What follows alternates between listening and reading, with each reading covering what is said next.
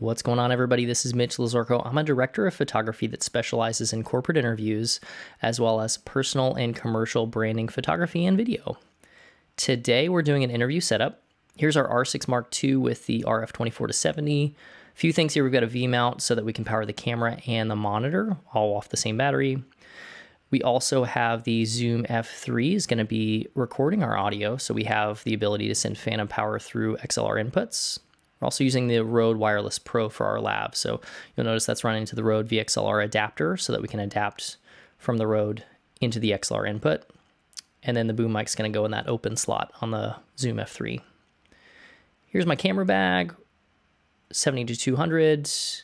We've got the R7 for our B cam. It's a great B cam. And then some of the other lenses I like to bring with me is the 35, the 50 we're probably going to be using on the R7 for our B cam. And then we have a 16mm just in case I need, really wide establishing shot for B-roll. I don't typically need it that often, but it's good to have just in case.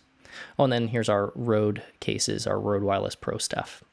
Here's just our schedule for the day, give you an idea of when my video team's going to arrive. The staff is the client that hired me, and then the talent is the person that we're going to be interviewing. This kind of gives you an idea of what we're doing. We've got the testimonial video. We're going to do some call to action videos later on with the teleprompter. I don't think we're going to show that in this video, but we're also going to film some B-roll later on. Basically, our focus today is going to be on how to frame your shots. We're going to talk about that in a second. Here it is, all the gear in the car, teleprompter, Aputure lights, got some diffusion materials, tripods, light stands, all that stuff. And so how do you frame your interview setup? So there are a few things that I really try to keep in mind whenever I'm getting ready. So I like to have as much depth behind my subject. So from the subject to the background, I'm really looking to have as much depth as I can. Typically for these interviews that I'm doing for this company are in residential spaces. We're actually renting spaces through Peer Space, like Airbnb for video professionals. And in those residential spaces, you're typically going to need to use the living room along with the kitchen or the kitchen to the living room to get as much distance as you can. So here in a second, we're going to see some stock images from where we're going to be today, and they can be really deceiving. They try to make these look as good as they can. Obviously here, the decor is not great. Got a huge TV. These rental properties always have really cheesy decor in them. But a lot of times I'm just looking for, am I going to be able to move things out of the way so that they're not distracting in the frame? And when we first arrive, we just do a quick assessment. We try to figure out where we want to shoot. We realize that we're going to have the less amount of problems by putting our subject in this chair here in the bottom of the frame and having some space shooting from the living room toward the kitchen. And I think we're going to end up framing the head to that pantry door back there. So here we are, just handheld is like first thing.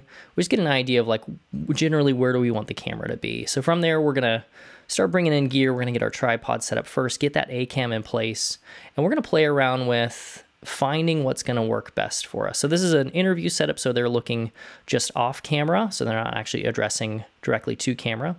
We're going to remove some of that decor and just start setting up some things. Key light, B cam, hair light, another light for ambient. And it's all about making small tweaks here. So I was saying we're focused on getting depth in our shots and really just removing distractions.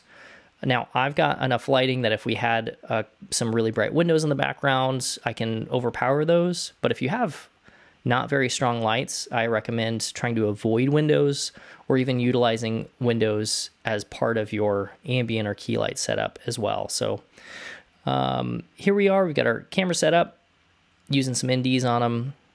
We've got our boom mic, got our hair light set to tungsten, got a little bit of a bounce off the ceiling just to raise our ambient and see that giant clock. That wasn't in our photos for the property. So you just got to watch out. You never quite know what you're going to be walking into. And we've got the Aputure 600D shooting through magic cloth. So the magic cloth is just hanging off of a C-stand for us. This is a really good way to get a nice big soft light. I've been using it for a little while, maybe about a month now, and it's been terrific having that much power. Then we've got a little Aputure MC in that lamp in the background. So here's a shot. This is the Amaran T2C with the grid on it. Fits on the Matthews reverse stand, which is great. Here's our ambient bounce. And then we've got this little light over here in the lamp. I think I'd like to get one of those little light bulb shaped Aputure lights so I can actually put that in the lamp at some point. So here's just a shot of the back of the monitor. In a second, we're going to see the real footage. So see how I've framed my head more where that pantry door is. And we've got some patterns of light, dark, light, dark. So starting at the little lamp to the left of frame, it's brighter. And then we got a little darker portion. Then it's going to be to the brighter portion of my face, darker portion of my face. And then when we get to the window in the top right, it's going to be brighter. So we've got some visual interest there. Now this is a quick color grade. I just am using the Canon conversion LUT along with just a couple little tweaks. And our subject was actually wearing a bright pink dress with, and she had darker skin tone. So we made adjustments there just to make sure that exposure was looking appropriate for skin tones. Here's our B cam. And our subject was a little bit shorter than me, so I think I actually have to hunch forward a little bit to kind of get where we had her framed. But here's just kind of give you a general idea. I think our subject was a little bit more centered. And this is kind of what we're looking at. So thank you so much for watching. If you have questions, please leave something in the comments. We'd love to hear what your thoughts are. Really appreciate you watching, and I'll catch you guys on the next one.